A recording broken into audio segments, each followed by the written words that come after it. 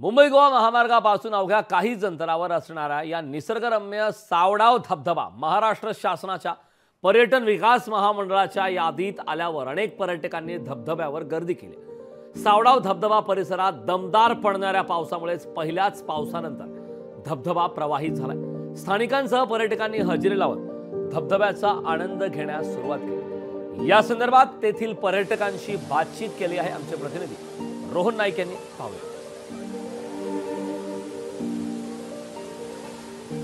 पर्यटनाचा हंगाम सिंधुदुर्ग जिल्ह्यात सुरू झालेला आहे। आंबोली व्यतिरिक्त कणकवली तालुक्यातील सावडाव हे पर्यटन स्थळ एक प्रकाश होत आलेलं पर्यटन ओळखलं जातं। आपण पाहू शकता सावडावचा हा धबधबा कशा प्रकारे वाहतोय आणि पर्यटक एक इथे कसा आनंद लुटता आपण पाहू शकतो।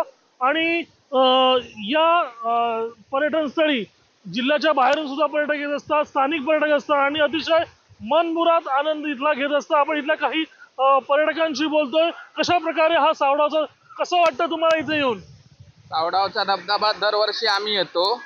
आता तुम्ही टीव्ही चॅनलवर दाखवल्यामुळे आणखीन पर्यटक वाढतील। आता भरपूर आलेले आहेत, तरी पण आम्ही दरवर्षी येतो आणि असंच येणार। आम्ही आंबोलीपेक्षा हा एकदम सेफ धबधबा वाटतोय। मुलं वगैरे सगळे फॅमिली वगैरे आलेले आहेत, 7-8 माणसं, त्याच्यामुळे ते मुलांना इकडे एकदम सेफ वाटतं म्हणून आम्ही इकडे आणतो।